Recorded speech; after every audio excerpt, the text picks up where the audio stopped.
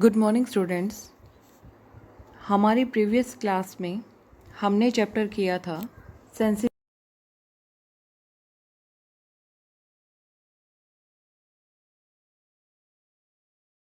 कैसे दूसरों के मन में हम सेंसिटिविटी को इंसर्ट कर सकते हैं। क्लास 4th में आपने इसके बारे में पढ़ा था और ये जो सेंसिटिविटी है इस चैप्टर में हम ये सेंसिटिविटी वैसे तो सबके लिए ही होनी चाहिए, लेकिन यहाँ पर मेन जो हमारा एग्जाम्पल था वो था फिज़िकली चैलेंज चिल्ड्रन और सोशली डिप्राइव्ड चिल्ड्रन के थ्रू आप किस तरीके से सेंसिटिविटी को बढ़ा सकते हैं और क्या हमें करना चाहिए इन बच्चों के लिए। तो वो चैप्टर है ये। इसमें हमने पढ़ा था फिज़िकली चैलेंज चिल्ड्रन के बारे में, सोशली डिप्राइव्ड चिल्ड्रन के बारे में मैंने आपको बताया था। और इसमें हमने पढ़ा था कि पुराने टाइम में जो पेरेंट्स थे वो हमेशा अनअवेयर रहते थे, उनको पता ही नहीं था कि किस तरीके की स्पेशल ट्रेनिंग होती है जिससे वो बच्चे अपनी लाइफ को कंफर्टेबल बना सकते हैं। लेकिन आजकल जो प्रोग्रेस हुई है साइंस और टेक्नोलॉजी में और एजुकेशन में, उससे जो है इन बच्चों को अब डिफरेंट टाइप की स्किल्स सिखाई जाती हैं। किसके थ्रू? ट्रेंड टीचर्स और थेरापिस्ट जो होते हैं उनके थ्रू उनका पूरा ध्यान रखा जाता है। और फिर उसके बाद हमने किया था यहाँ पर जो फैमिलीज़ हैं किस तरीके से अपने बच्चों को स्पेशल स्किल्स में इम्प्रूव कर सकती हैं, और मेन जो इनकी स्किल्स हैं वो कौन कौन सी हैं। एक तो खाने की, एक रीड की, मूव अराउंड, इधर उधर घूमने की, अपने आप को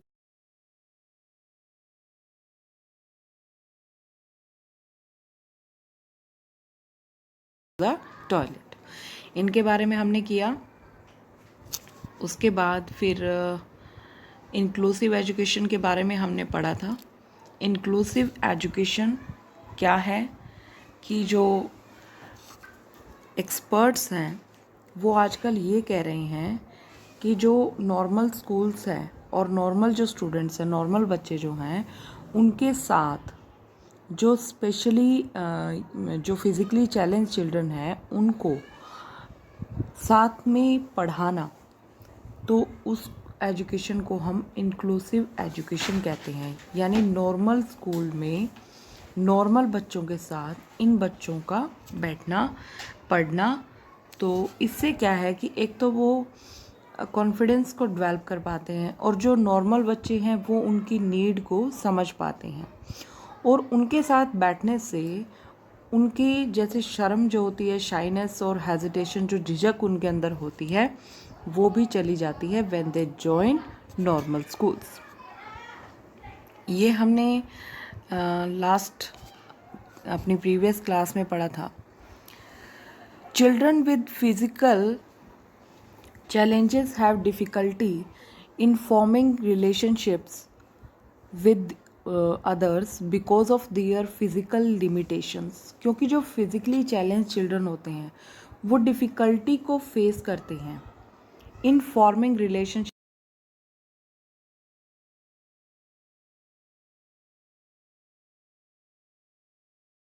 because of their physical limitation. क्योंकि उनकी जो फिज़िकल लिमिटेशंस है कि वो चल नहीं पाते या देख नहीं पाते या सुन नहीं पाते, तो उससे वो दूसरों के साथ अपना रिलेशन बना नहीं पाते।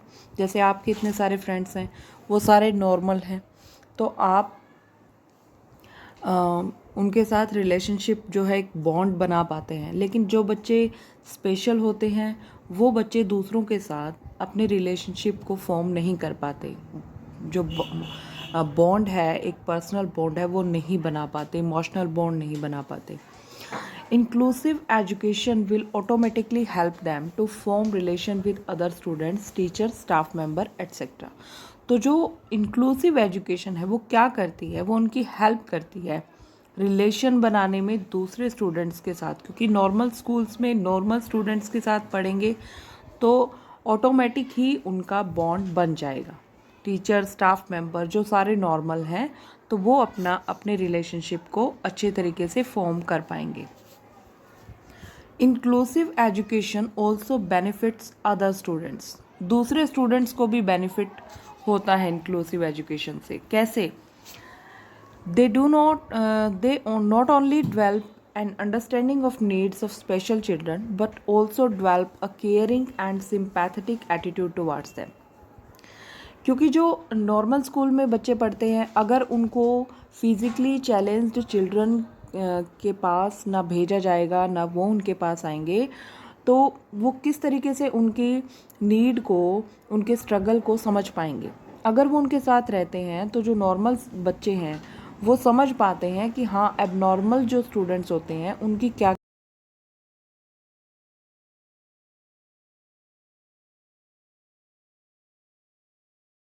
एटीट्यूड भी डेवलप कर लेते हैं अपने अंदर। This brings a great change in the society. और जब बच्चे अपने थिंकिंग को चेंज करते हैं, उनके लिए एक केयरिंग एटीट्यूड अपने अंदर डेवलप करते हैं, तो इससे सोसाइटी में भी चेंज आ जाता है। Everyone realises the problem that special children face. हर किसी को स्पेशल चिल्ड्रन के द्वारा जो फेस की जाती है प्रॉब्लम, वो रियलाइज़ हो जाती है कि हाँ, कि देखो हमारे पास हमारे जो जितने भी मतलब ऑर्गन है, फिज़िकल ऑर्गन है हमारे, वो सारे के सारे अच्छे से काम कर रहे हैं, लेकिन इन बच्चों के अच्छे से काम जब नहीं कर रहे हैं कोई भी ऑर्गन, तो वो कितने तरीके की प्रॉब्लम्स को फेस करते हैं। तो इससे उनके अंदर एक मॉरल जो एटीट्यूड है वो आता है। We must work towards making their life happier. उनकी लाइफ को खुश बनाने के लिए हमें कुछ ना कुछ ज़रूर करना चाहिए, क्योंकि अब हम उनकी प्रॉब्लम्स को समझ सकते हैं। Physically challenged children can function at par with the normal children, they just need. अब फिज़िकल जो चैलेंज चिल्ड्रन होते हैं उनको किस चीज़ की ज़रूरत होती है? एक तो positive attitude of the people around them. जो लोग भी उनके आसपास रह रहे हैं, चाहे वो सोसाइटी के लोग हों, स्कूल के टीचर्स हों, स्टूडेंट्स हों, कोई भी हो, उन सब के लिए वो पॉजिटिव एटीट्यूड की ज़रूरत होती है। पॉजिटिव क्या होता है बेटा? पॉजिटिव और नेगेटिव। नेगेटिव तो वो होता है जब हम लूज पॉइंट्स को देख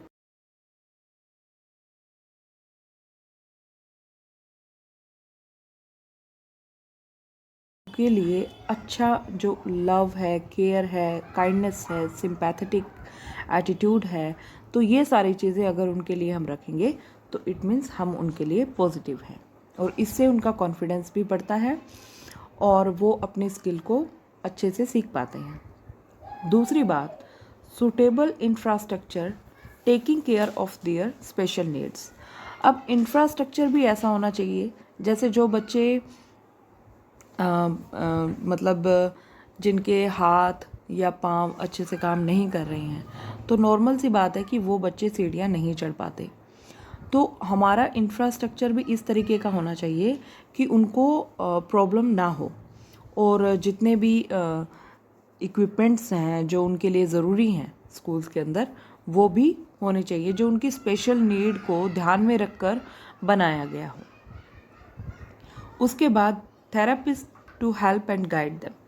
जो डॉक्टर्स हैं, थेरापिस्ट जो होते हैं, वो भी स्कूल्स में होने चाहिए ताकि वो उनकी हेल्प कर सके और उनको गाइड कर सके। और सबसे ज़रूरी जो बात है वो है lots of love and care. बहुत सारा प्यार और केयर।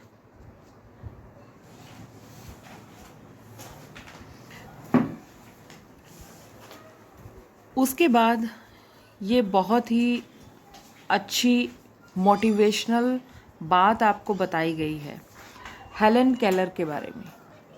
आपको बता दूं कि जो हेलन केलर थी वो एक सिंबल है करेज का। She was the first deaf blind person. Deaf भी थी और blind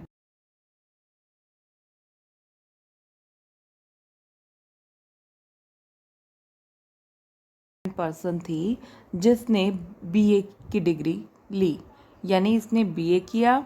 she wrote over 12 books and many articles.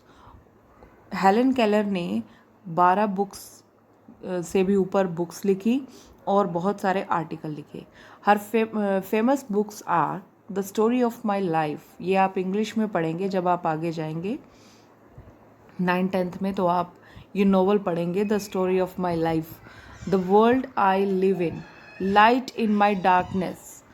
She worked hard to make the life of people like her better. उसने बहुत मेहनत की अपने जैसी वो थी, हैंडीकैप्ड थी, तो वैसी ही लोगों उस तरीके के जो लोग थे उनके लिए काम करने, मतलब बहुत उसने हार्डवर्क किया उनकी लाइफ को बेटर बनाने के लिए. This world famous author also became a political activist, lecturer and humanitarian. और ये ना सिर्फ इसने बुक्स लिखी बल्कि ये एक पॉलिटिकल एक्टिविस्ट भी हुई है, लेक्चरर भी हुई हैं और एक अच्छी ह्यूमैनिटेरियन भी हुई है, मीन्स मानवतावादी भी हुए हैं. जो मानवता के लिए काम करता है बेटा वो ह्यूमैनिटेरियन ही होता है, जो किसी की भलाई के लिए काम करता है. तो जब ये जो एक डीफ ब्लाइंड पर्सन है, जब ये स्टडी में इतनी आगे निकल सकती हैं, तो आप तो नॉर्मल हैं. आपको कितनी ज़्यादा मोटिवेशन मिलती है, कितनी इंस्पायरिंग है ये लेडी हमारे लिए. हमें ये सोचना चाहिए कि जब ऐसे पर्सन भी अपने काम को हार्डवर्क से कर रहे हैं तो हम तो नॉर्मल हैं. हमें तो बल्कि अपने काम के लिए और भी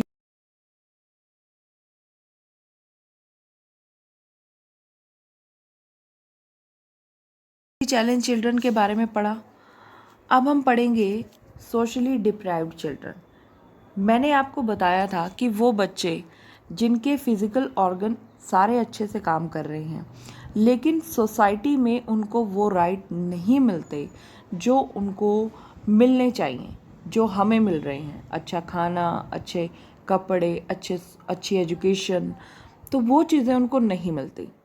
वो जैसे इन राइट से वो एक तरफ रह जाते हैं, सोसाइटी में उनको रिस्पेक्ट नहीं मिलती.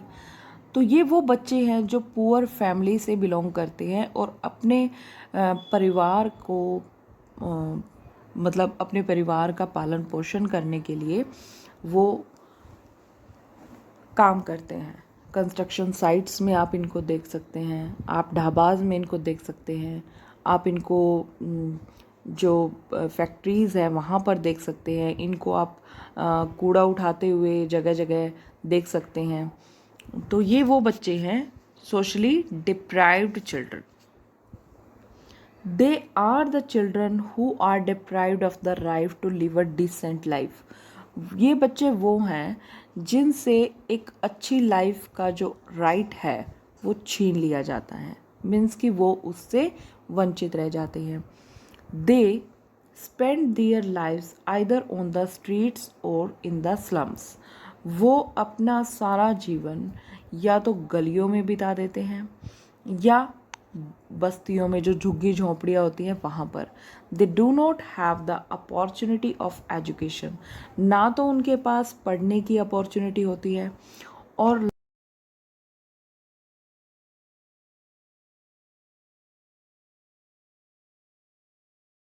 Most of them are miserable, neglected and need help. उनमें से बहुत सारे बच्चे जो हैं वो बड़ी ही दयनीय उनकी स्थिति होती है, जैसे वो नेग्लेक्ट ही कर दिए गए हों, सोसाइटी ने उनको नकार ही दिया हो, तो इसलिए उनको हेल्प की ज़रूरत होती है. अब आप ये देखिए कि आपको सब कुछ दिया है आपके पेरेंट्स ने. आपको टाइम पर बुक्स मिलती हैं, आपको टाइम पर कपड़े मिलते हैं, आप जो मांगते हैं वो आपके पेरेंट्स आपको प्रोवाइड करते हैं. आपको कभी नहीं बताते अपनी अपनी जो इकोनॉमिकल कंडीशन है कि अभी उनके पास पैसे हैं या नहीं हैं, लेकिन आपको किसी चीज़ की कमी नहीं होने देते वो लोग. फिर भी आप पढ़ने से बचते हैं. बहुत सारे बच्चे ऐसे हैं जो नहीं पढ़ते हैं. अब आप इन बच्चों से सीखिए। ये बच्चे पढ़ना चाहते हैं, अच्छे कपड़े पहनना चाहते हैं, ये भी आपकी तरह घूमना चाहते हैं, अच्छा खाना चाहते हैं, लेकिन इनके पास वो रिसोर्सेज हैं ही नहीं जो ये आपकी तरह एक डिसेंट लाइफ जी सके। अब आप ये सोचिए कि ये लोग पढ़ना चाहते हैं, इनके अंदर भी पढ़ने की लगन है, लेकिन इनके पास रिसोर्सेज ही नहीं है। और आपके पास इतने ज़्यादा रिसोर्सेज हैं, आपको किसी चीज़ की कमी नहीं है। अगर आप मांगते हैं, मांगने से पहले आपके पेरेंट्स आपको दे देते हैं, आपकी हर चीज़ का ख्याल रखते हैं, और फिर भी आप लोग अपने पेरेंट्स को एक अच्छे रिजल्ट नहीं दे पाते, क्योंकि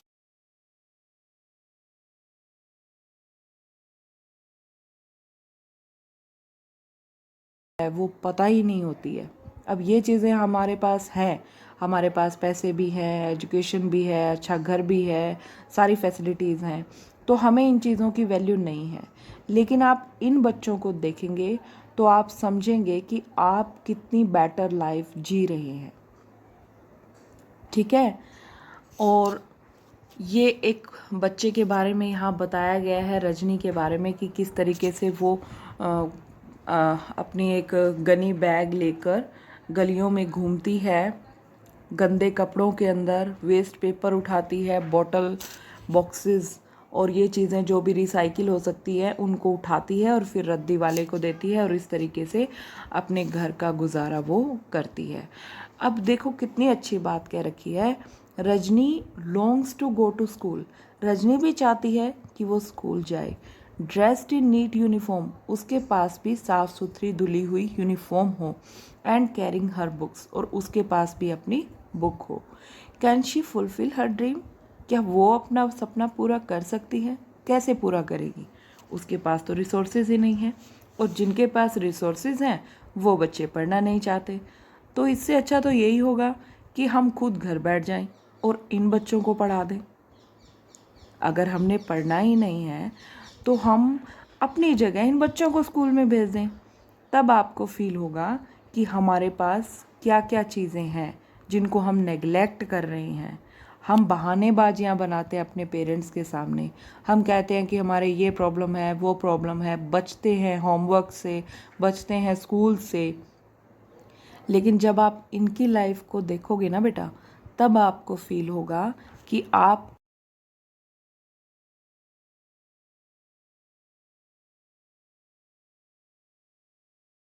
अपॉर्चुनिटीज़ हैं, हम उसका पूरा पूरा फ़ायदा उठाएं और अपने पेरेंट्स को अच्छा रिजल्ट लाके दें।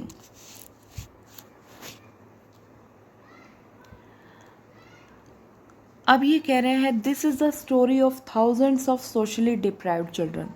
ये स्टोरी अकेली रजनी की नहीं है, इस तरह की स्टोरी बहुत सारे बच्चों की है। थाउजेंड्स, बहुत सारे बच्चे हैं। They belong to homes where the parents are unable to earn enough money due to illness, unemployment, poverty और इलिटरेसी। ये उन फैमिलीज से बिलोंग करते हैं जहाँ पर पेरेंट्स जो हैं वो पैसा इतना कमा ही नहीं पाते कि वो उनको पढ़ा पाएँ। और वो पैसा क्यों नहीं कमा पाते? ड्यू टू इलनेस, या तो बीमार हैं, अनएम्प्लॉयमेंट, या फिर उनके पास कोई नौकरी ही नहीं है, गरीबी है, और इलिटरेसी है। इलिटरेसी है मीन्स वो पढ़े लिखे नहीं हैं कि वो अच्छा काम कर सके। Many such parents want to send their children to school. बहुत सारे पेरेंट्स ऐसे हैं जो अपने बच्चों को स्कूल में भेजना चाहते हैं, but their inability forces the children to earn money by rag picking, carrying loads, cleaning utensils in dhabas और बाय बैगिंग। बहुत सारे पेरेंट्स अपने बच्चों को भेजना तो चाहते हैं लेकिन वो भेजते नहीं हैं। क्यों? क्योंकि जो उनकी इनएबिलिटी है, जो पैसा नहीं कमा सकते, वो उनको फोर्स करती है कि वो अपने बच्चों को पैसा कमाने के लिए भेजें। वो अपने बच्चों को मतलब अर्निंग के लिए भेज देते हैं। और वो अर्निंग कैसे करते हैं? रैग पिकिंग करते हैं, कूड़ा उठाते हैं, लॉड उठाते हैं, बोझ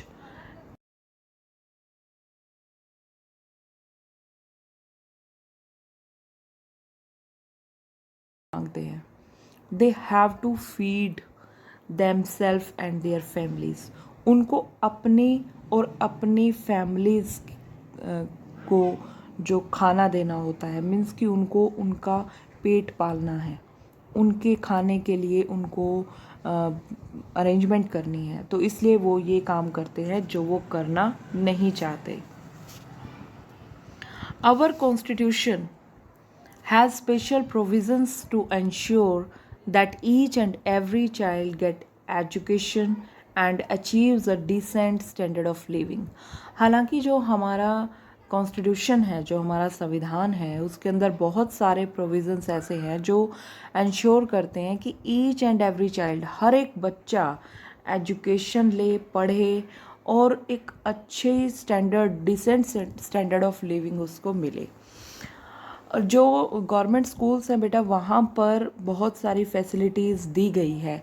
जैसे हमारी गवर्नमेंट जो है वो एफ़र्ट्स करती है, उनको फ्री एजुकेशन देती है, बुक्स देती है, यूनिफॉर्म देती है, स्टाइपेंड देती है, ये सारी चीज़ें उनको देती है ताकि वो काम ना करें, वो पढ़ें।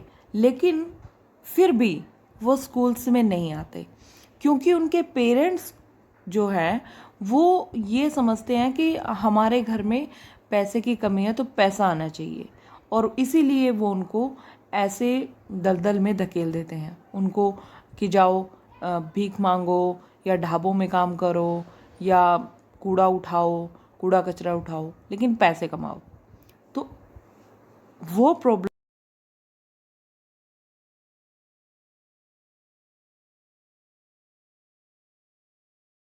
guided. They should encourage their children to go regularly to school, study hard to make a better future for themselves and the whole society.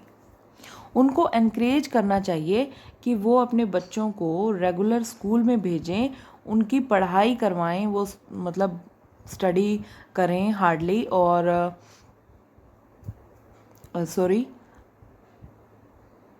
Hard work करें और एक बेटर फ्यूचर बना पाएँ और सारी सोसाइटी को एक बेटर प्लेस बना पाएँ रहने के लिए। Do you know a constitution is a basic set of rules and regulations according to which the government of a country functions. अब आप सोचेंगे कि कॉन्स्टिट्यूशन क्या होता है। कॉन्स्टिट्यूशन हिंदी में तो मैंने आपको बताया संविधान। हमारा जो कॉन्स्टिट्यूशन है इंडिया का बेटे, वो हम रिपब्लिक डे जैसे मनाते हैं 26 जनवरी को, तो वो कॉन्स्टिट्यूशन डे ही होता है हमारा, क्योंकि उस डेट को ही हमारा कॉन्स्टिट्यूशन लिखा भी गया था और लागू भी किया गया था। लिखने में तो काफ़ी टाइम लगा था, लेकिन शुरुआत वहीं से हुई थी। तो ये एक रूल और रेगुलेशंस होते हैं। अब हमारे जैसे आप देखते हो कोर्ट वगैरह में जो भी किसी को सज़ा दी जाती है इतने साल की, जो अलग अलग एक्ट्स हैं, वो सारे कहाँ से, मतलब ऐसे अपनी मर्जी से ही थोड़ी ना कोई किसी को पनिशमेंट दे सकता है। पनिशमेंट के रूल्स हैं, रेगुलेशंस हैं, सारी चीज़ों के जो भी आप कर रहे हैं,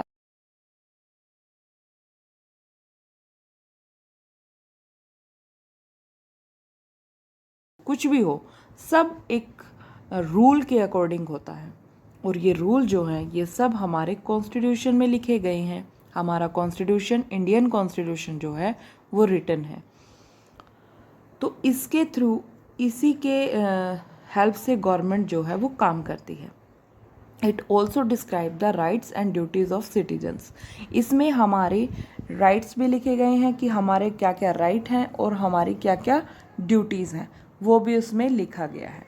कुछ ड्यूटीज़ ऐसी होती हैं जो मॉरल होती हैं, जो हमारे ऊपर डिपेंड करता है कि हम करें या ना करें, लेकिन कुछ ड्यूटीज़ ऐसी होती हैं जो हमारे लिए परमानेंट है, हमें वो करनी ही पड़ेंगी, अदरवाइज़ तो हमें पनिशमेंट मिलेगी। Government has introduced midday meal scheme to encourage enrollment of the socially deprived children into schools. अब गवर्नमेंट ने मिड डे मील स्कीम जो है वो भी इसीलिए चलाई है कि जो सोशली डिप्राइव्ड चिल्ड्रन है कम से कम उनको इस चीज़ का लालच हो कि हमें खाना मिलेगा और वो स्कूल में आ जाएं। उनको स्कूल में लाने के लिए गवर्नमेंट बहुत कुछ कर रही है, लेकिन हमारा भी एक फ़र्ज़ है, अगर हमारे आसपास कोई भी ऐसा परिवार रहता है जो गरीब है और जिनके बच्चे इस तरीके से बाहर जाकर काम कर रहे हैं, तो आपको उन्हें जाकर समझाना चाहिए कि एजुकेशन किस तरीके से हमें एक बेटर लाइफ दे सकती है, एक रिस्पेक्टफुल, एक डिसेंट लाइफ दे सकती है, और उनको स्कूल में भेजने के लिए एनकरेज करना चाहिए।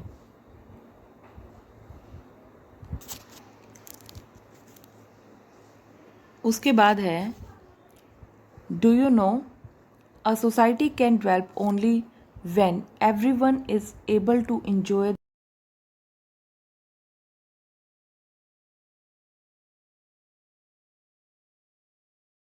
फूड, शेल्टर और क्लोथिंग। इन चीज़ों की, ये हमारी बेसिक नीड होती है बेटा। खाने के बिना कोई नहीं रह सकता, किसी जगह कोई शेल्टर, जब तक रहने की जगह ना हो, हैबिटेट कोई, और क्लोथिंग। ये 3 चीज़ें बिल्कुल ज़रूरी होती हैं, मैंडेटरी होती हैं, इनके बिना काम नहीं चलता। तो ये चीज़ें अगर सबके पास होंगी तो सोसाइटी एक बेटर प्लेस बन सकता है। अब ये आपको एक और मोटिवेशनल बात बताई है, कैलाश सत्यार्थी। ये जो है बेटा, ये हैं कैलाश सत्यार्थी। ये एक बार केबीसी में भी आए थे, अगर आपने देखा हो, याद हो आपको। ये क्या है? Kailash Satyarthi is a child right activist. एक चाइल्ड राइट एक्टिविस्ट हैं, मतलब बच्चों को उनके अधिकार दिलवाते हैं। He was awarded the Nobel Peace Prize in 2014 for his great contribution in making the lives of socially deprived children better. 2014 के अंदर उनको नोबेल पीस प्राइज़ भी मिला था, जो उन्होंने बच्चों की लाइफ को, जो सोशली डिप्राइव्ड चिल्ड्रन हैं उनकी लाइफ को अच्छा बनाने के लिए जो कंट्रीब्यूशन किया, जो योगदान दिया, जो गवर्नमेंट की हेल्प की, तो इसलिए उनको ये अवार्ड मिला था। ही फाउंडेड द बचपन बचाओ आंदोलन, save the childhood movement in 1980, और उन्होंने एक आंदोलन चलाया जिसका नाम था बचपन बचाओ आंदोलन, कि बच्चों का जो बचपन है, जो वो इस तरीके से, जो उनके खेलने कूदने की, पढ़ने खाने की उम्र है, उस उम्र में वो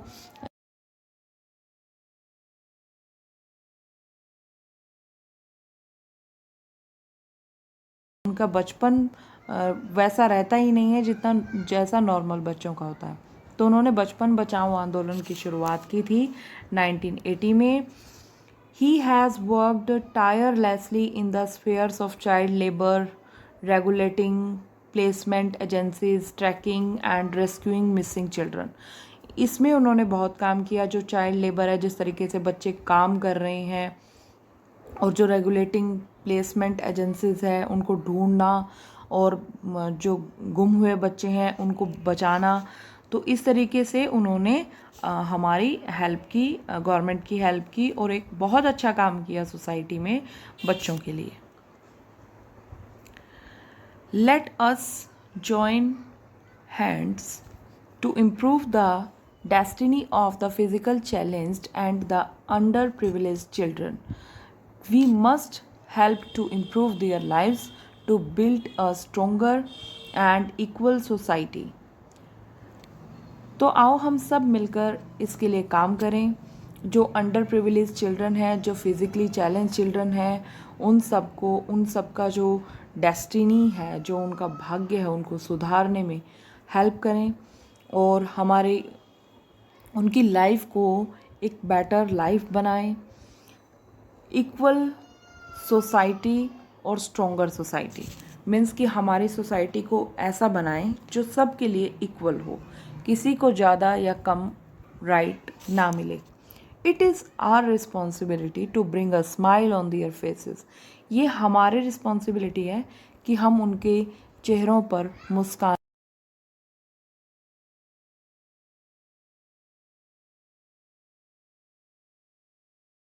कि सभी की एक ही एम होना चाहिए, to enable each child to become a creative, aware, warm, friendly, eager young person. कि वो हर एक बच्चे को, चाहे वो गरीब फैमिली का हो चाहे अमीर फैमिली का हो, हर एक बच्चे को क्रिएटिव बनाए, फ्रेंडली बनाए और कुछ नया करने के लिए एक ईगर यंग पर्सन बनाए। ओके, तो ये चैप्टर हो गया है आपका कंप्लीट। उसके बाद आज आपका वर्क यही है कि आप इसकी एक्सरसाइज को फाइंड आउट करेंगे। Till then, stay home, stay safe.